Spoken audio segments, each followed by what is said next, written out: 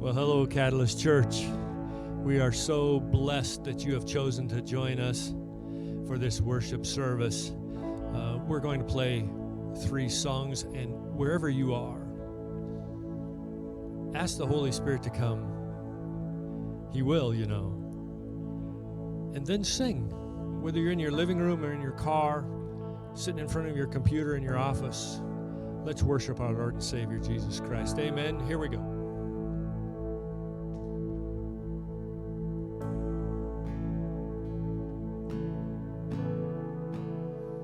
I need you to soften my heart and break me apart. I need you to open my eyes to see that you're shaping my life. All I am, I surrender. Give me faith to trust what you say, that you're good, that your love is great. I'm broken inside, and I give you my life.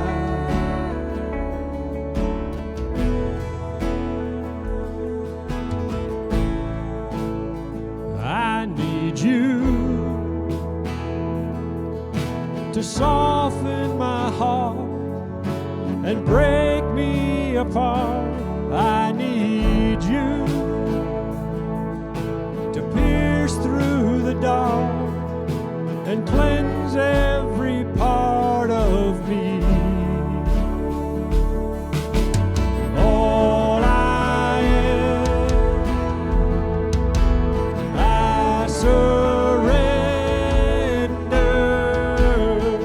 Give me faith to trust what you say, that you're good, that your love is great. I'm broken inside, I give you my life.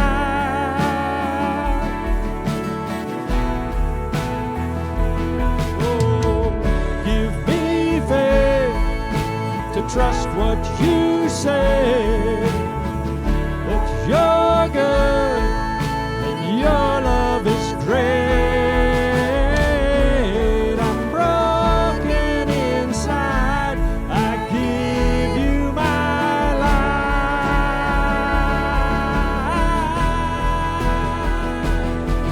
'Cause I may be weak, but your spirit's strong in me, and my flesh may fail, but my God, you never will. 'Cause I may be weak, but your spirit's strong in me. My flesh may fail, but my God, you never will.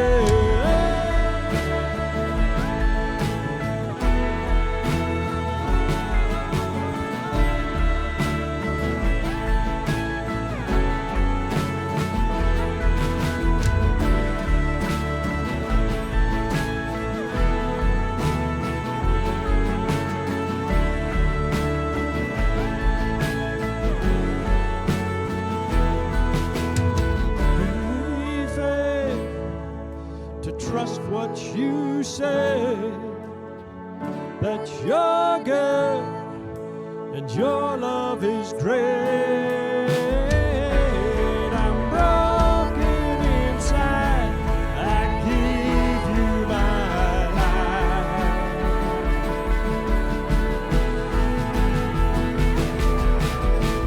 I may be weak, but your spirit's strong in me. My flesh may fail, but my God, you never will. 'Cause I may be weak, your spirit's strong in me. My flesh may fail, but my God, you never will.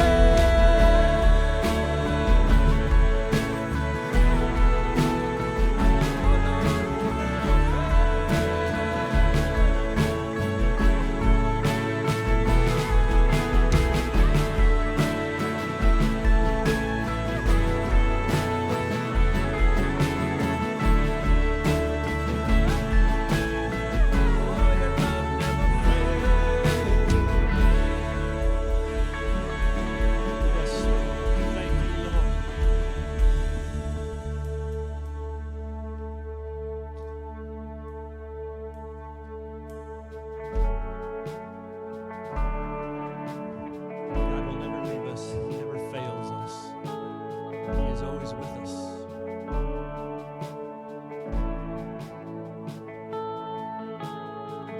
There's a grace when the heart is under fire. Another way when the walls are closing in.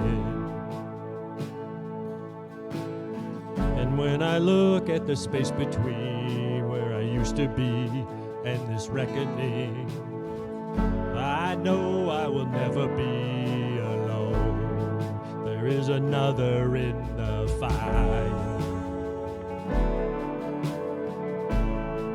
There is another in the waters, holding back the sea. And should I ever need reminding of you've been set free, there is a cross that bears no burden, where another died for me. There is another in the fire.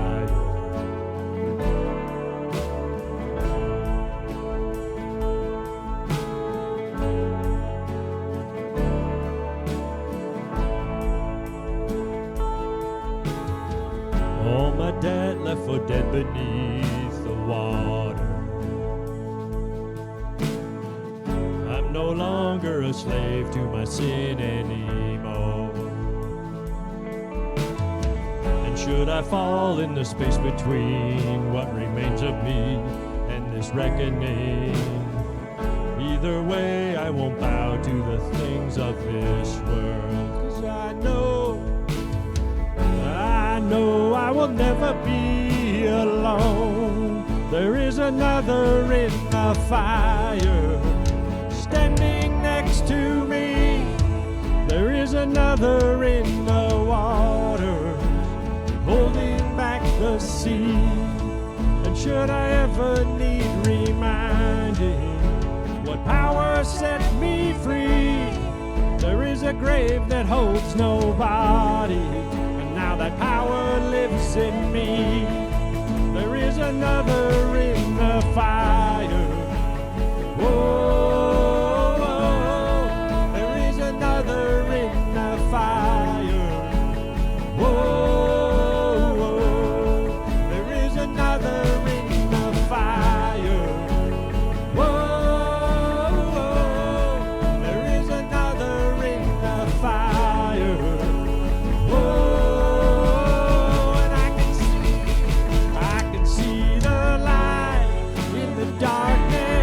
As the darkness bows to him, I can hear the roar in the heavens, but the space between wears thin. I can feel the ground shake beneath us as the prison walls cave in. Nothing stands between us. Nothing stands between us.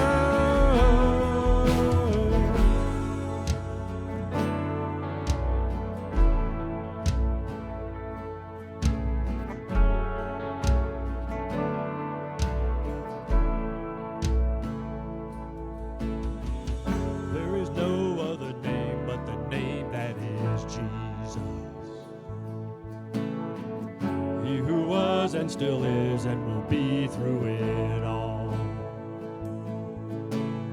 So come what may in the space between all the things unseen and this reckoning, I know I will never be alone. 'Cause I know, and I know I will never be alone. There'll be another in the fire, standing next to me. There'll be another in the water, holding back the sea. And should I ever need reminding how good you've been to me, I'll count the joy come every battle, 'cause I know that's where you'll be. And I can see the light in the darkness as the darkness bows to him. I can hear the roar in the heavens as the space between wears thin. I can feel the ground shake beneath us as the prison walls cave in. Nothing stands between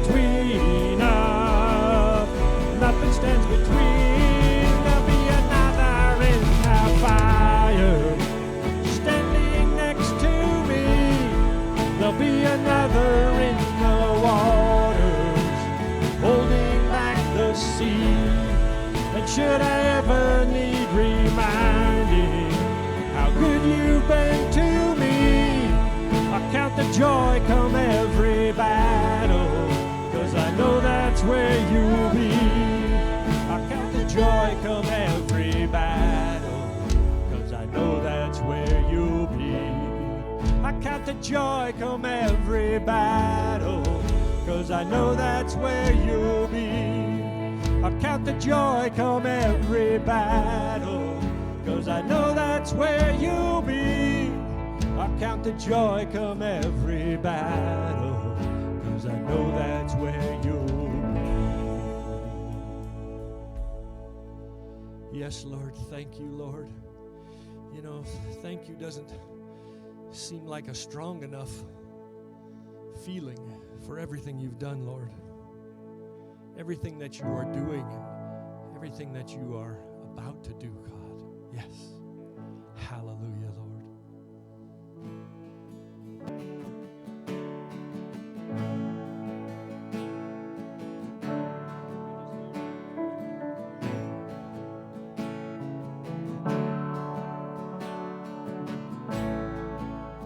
Are you hurting and broken within? Overwhelmed by the weight of your sin? Jesus is calling. Have you come to the end of yourself? Do you thirst for a drink from the well? Jesus is calling.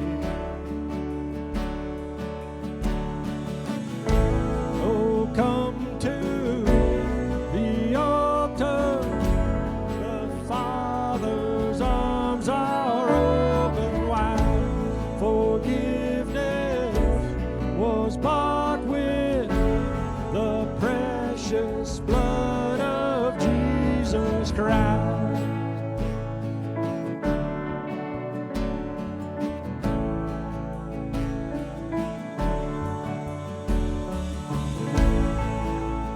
Leave behind your regrets and mistakes.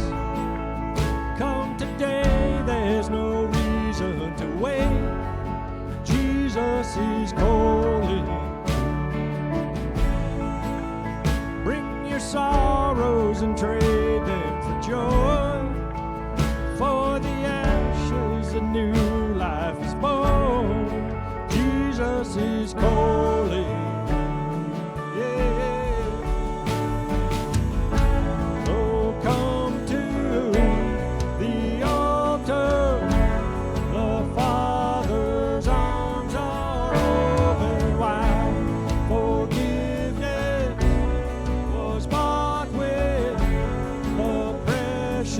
Blood of Jesus Christ, oh come to the altar.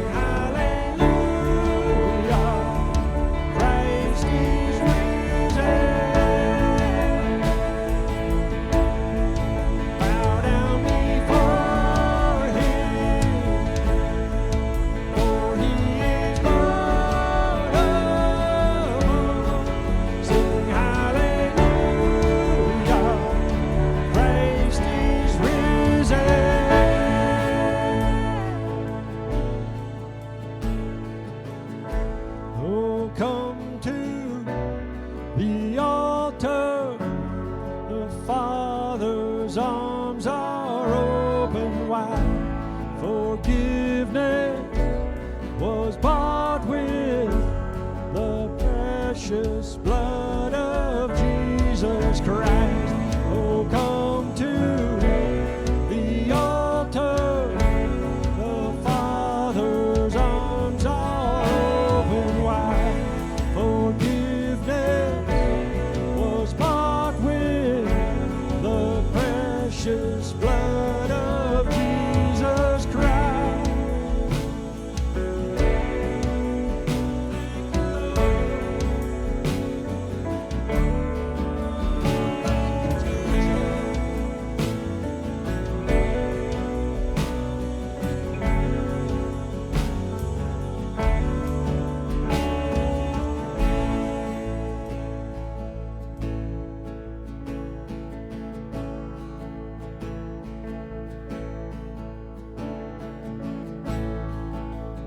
Bear your cross as you wait for the crown. Tell the world of the treasure you found.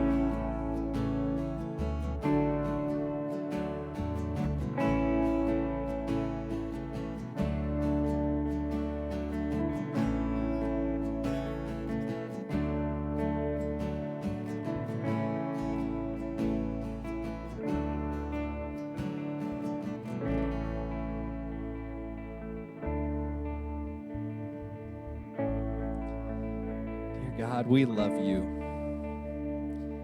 We thank you for all that you do for us. We thank you for all that you are doing through us in moments like this.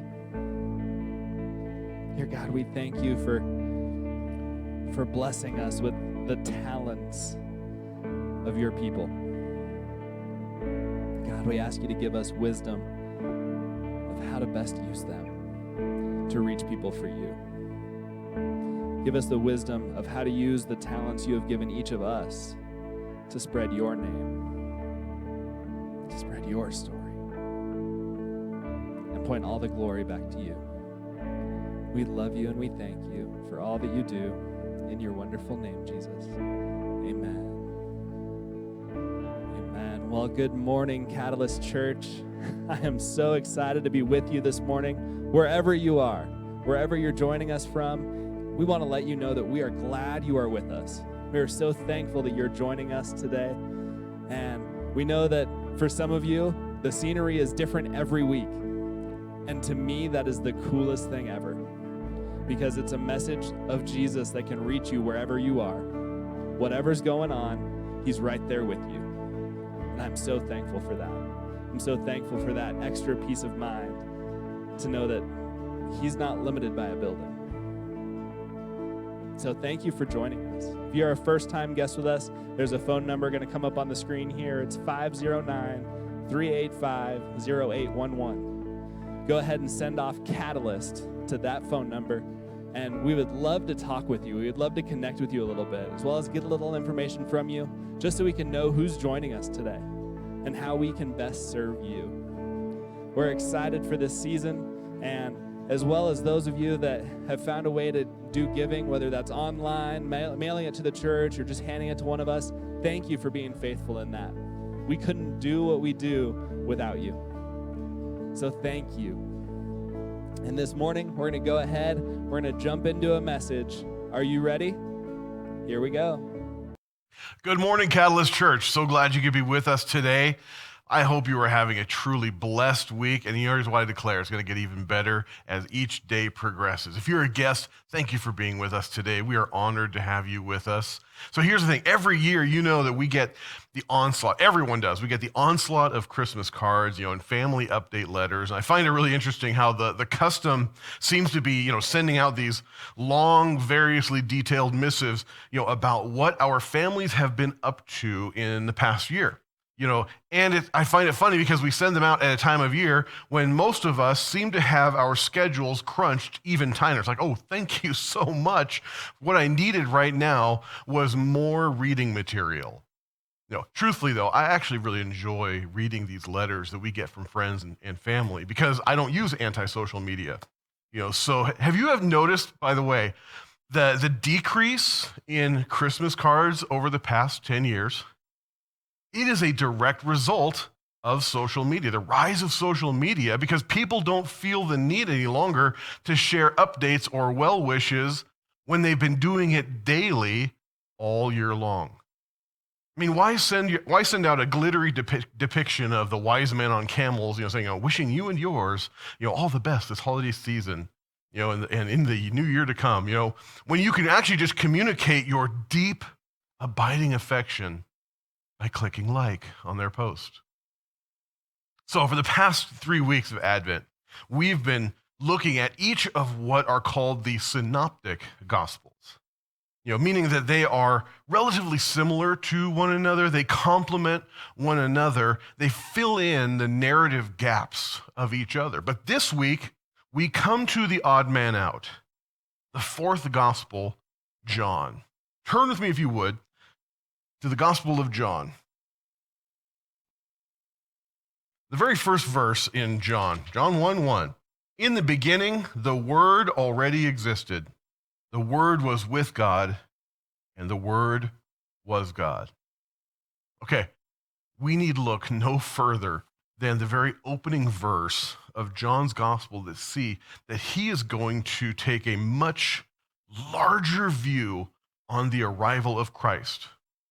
Rather than set the stage as Matthew and Luke did with the lineage of Jesus or the political conditions of the time, John sets the stage by starting even before the creation of the cosmos, before the beginning of the universe, before time itself was even a concept. How's that for going way back to the beginning? So John identifies Jesus as the Logos of God. That's the Greek word, word actually, the Word of God. We have to pause here though. This is a spot where English actually gets in our way. John is not using word to refer to the spoken or the written vocabulary or communication or language of God. John is also not using word to refer to the integrity of God's promises. You have my word. That's not how he's using it here. The Logos is actually a Greek word which signifies the creative and sustaining force behind the organization and the structure of the universe. The ancient Greek philosophers recognized that, really no matter how many times or how far back you isolate and analyze anything in the universe, at some point you reach a indivisible state, at which point no further isolation or causation can be ascertained. That was a really fancy way of saying it. Imagine it like this. It's like having a 4-year-old who's always asking the question, why? Why this? Why that? And every time you answer, what do they say? Why? There's always this going back and back and back. And what made this happen? Mommy, daddy, why this? Well, why this? Well, why? And each time, not only does it try and test the patience of the parents, but at some point you hit, there's this got to be identifiable reasons. And we hit this point where we're left with, because it just is, or because that's how God made it, or who knows. The Greek philosophers reasoned that everything had to have a purpose or a design or an intent behind it. And they called that the Logos, the Word. So John, under the leadership and the inspiration of the Holy Spirit, declares that the mystery of the Logos of the cosmos is actually a personality, the Son of God. Before he became incarnate, before he entered into human history, that's what John just declared. Jesus is the Word, the Logos that existed with God and is God from the beginning, and he is the creator of all things. Let's go back to this here in John chapter 1. In the beginning, the Word already existed. The Word was with God, and the Word was God. He existed in the beginning with God. God created everything through him, and nothing was created except through him. The Word gave life to everything that was created, and his life brought light to everyone. The light shines in the darkness, and the darkness can never extinguish it. You know, instead of a detailed account of Jesus' birth, John gives us a well-known but highly charged summary statement a little bit later on in chapter 1. It's actually found at verse 14. So the Word became human and made his home among us. He was full of unfailing love and faithfulness, and we have seen his glory, the glory of the Father's one and only Son. We stop for a moment. With a few lines, this fisherman from Galilee just outlined, in very broad strokes, the mysteries of the Trinity and the Incarnation. Theologians, scholars, Christ followers have tried to understand, tried to make sense of this and explain this ever since this moment. I wonder what might happen to our souls were we to stop trying so hard to always understand and just entered into the mystery of it. Why must we always seek understanding? How might the wonder and the majesty of Christmas change for us were you and I to purpose in ourselves to simply allow pageantry, allow the wonder of Christmas season to speak to us?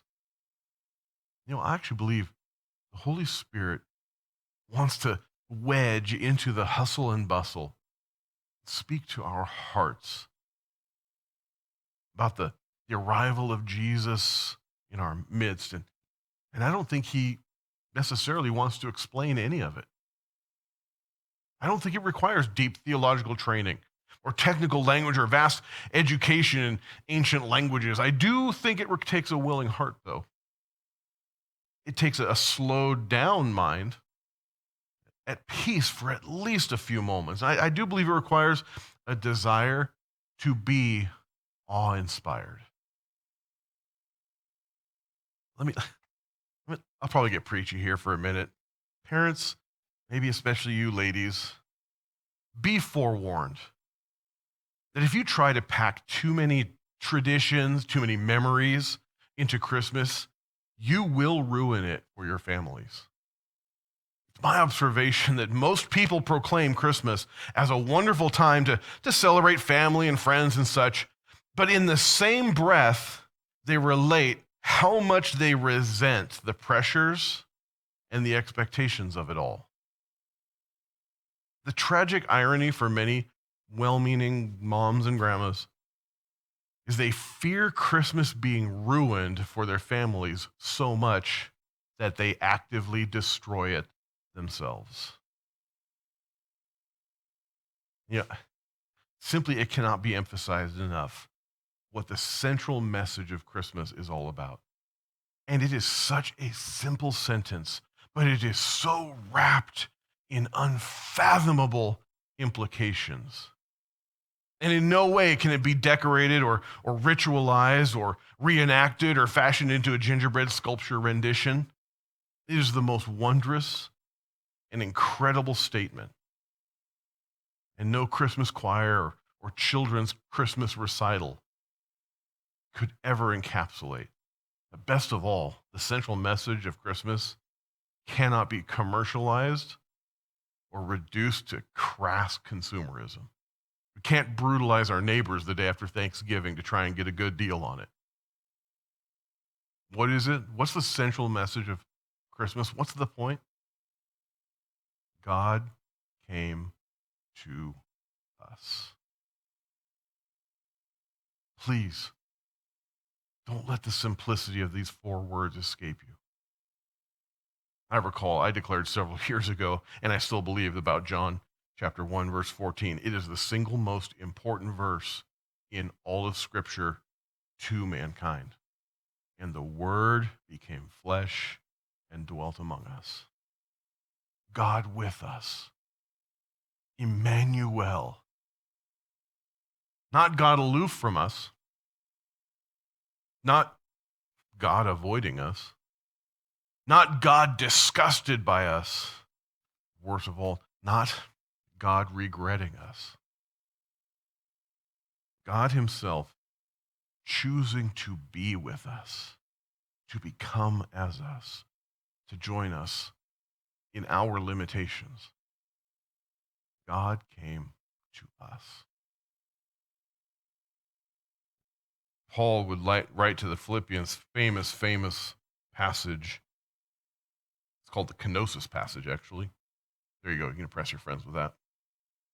Philippians chapter 2, verse 6. Though he was God, this is speaking of Jesus, though he was God, he did not think of equality with God as something to cling to. Instead, he gave up his divine privileges. He took the humble position of a slave and was born as a human being. When he appeared in human form, he humbled himself in obedience to God and died a criminal's death on a cross. John's gospel contains such an interesting tension. On the one hand, he uniquely outlines Jesus as the cosmically powerful Son of God. At the same time, John balances this with Jesus as our personal and intimate friend. Just as I said that John 1:14, at least that first part, is the most important scripture verse from mankind's perspective, so I believe that John's gospel also includes what Jesus may have thought was most important for mankind to know. Later on in John, turn with me to John chapter 12, or 15 rather. John 15, verse 12. This is my commandment, love each other in the same way I have loved you. There is no greater love than to lay down one's life for one's friends. You are my friends if you do what I command. I no longer call you slaves because a master doesn't confide in his slaves. Now you are my friends, since I have told you everything the Father told me. You didn't choose me, I chose you. I appointed you to go and produce lasting fruit, so that the Father will give you whatever you ask for, using my name. This is my command. Love each other. Nothing else matters. Love each other. It works in every situation, answers every need we have in life, fulfills every purpose for which we were created. 3 times in this passage, Jesus uses the word friends. He ties themes of love, of selflessness, and friendship together. Jesus famously declared that he hadn't come to eliminate any of the law of Moses. He would not be abolishing the commandments of God the Father. But he never declared that he wouldn't add one of his own. This is my command. Love one another. John's gospel, our final calling bird of Christmas, shows us the attributes of God that we could never have known. So you couldn't observe the narrative of Jesus' life and come to the conclusion, oh, I get it, he's the supreme cosmic impetus. He's the creative and sustaining force and the personality behind the order and the operation of the universe. Duh. You can't come to that conclusion by looking at the details of his life. You look at his life and you can be impressed by his compassion, impressed by his mercy. We can be impressed, even challenged, by his moral and ethical uprightness, inspired by his teachings. But none of this by itself would lead us to the truth of who he really is. Actually, this is why John's gospel would be better situated, as the next to last book in the Bible, rather than bound together with Matthew and Mark and Luke. John's gospel is more of what's called an apocalypsis, a revelation. a revealing of what is previously unknown or unknowable. It's more that than it is a narrative account. John pulls back the curtain and he shows us the man behind it, pulling levers and turning knobs in a far different way than the great and mighty Oz could ever do. He reveals the truth of who Jesus is. One of the reasons why John's gospel is often so difficult for us to grasp and to make sense of, it's simply because he is dealing with content that our brains can't even fathom. But we do our best to make sense of this gospel. Throughout this Advent series, we've seen how each of the gospel authors brings out a different aspect of Jesus. They each highlight a different facet of his role, of his personality, a different facet of his fulfillment of prophetic expectation, his exemplifying and manifesting the fullness of the Father's love for his creation. The nativity of Jesus plays differing importance to each of the authors' accounts. None really in Mark. We saw that, but really, Mark emphasizes Jesus' active role as Savior. But the other three, Matthew and Luke and John, when they're combined, they form an astounding picture. Matthew's fulfillment of messianic expectancy, Luke's approachable humanity of Jesus, leading up to John's declarations of the cosmic Word become flesh. Taken together, which really was the whole point of this entire season, or this series that we've been going through, we see the infinite, eternal creator of all things stepping into his creation as a human baby born of a young virgin in Bethlehem. The ungraspable infinite arriving in a specific point in time, in a specific location. This is who was born in a stable in Bethlehem. Messiah, King, Savior, God become man, Almighty Creator and friend.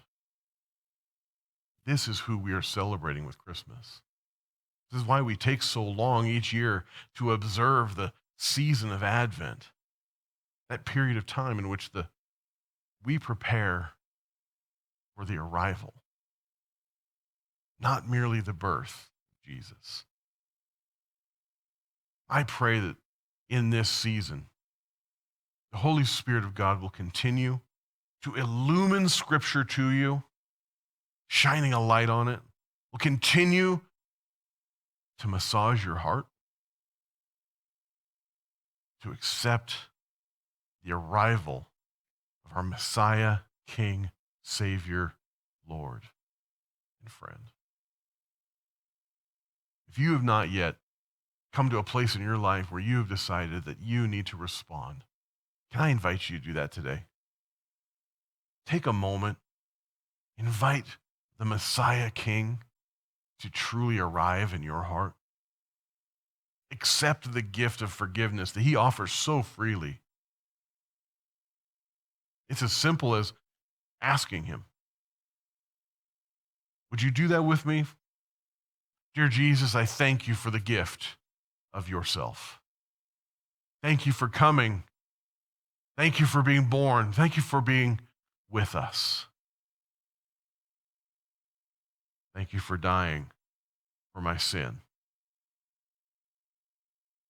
Thank you for forgiving my sinfulness. Jesus, I invite you into my heart, into my life. Wash me and clean me.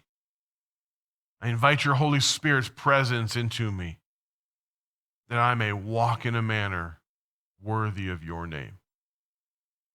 As you lead me forward into the life that you have dreamt all along for me to live. I thank you for it in Jesus' name. Amen. Amen. Scripture is so clear. When you and I come with sincerity and authenticity to Jesus, we are forgiven. We are a brand new child of God. I want to welcome you into the family. Take a moment. You'll see maybe some instructions on your screen there, how you can let us know about your decision. We have some resources we'd like to send out to you to help you in your first steps forward as a brand new Christ follower. On behalf of everyone here at Catalyst Church, can I just say thank you for being a part of this Advent series? We've looked at the 4 calling birds of Christmas: Matthew, Mark, Luke, and John. And can I just pray over you that the abundant blessings of God would be over you and your family and friends as you celebrate the arrival of Jesus in our midst. God bless you. Have a wonderful Christmas celebration. We will see you in the new year. Amen.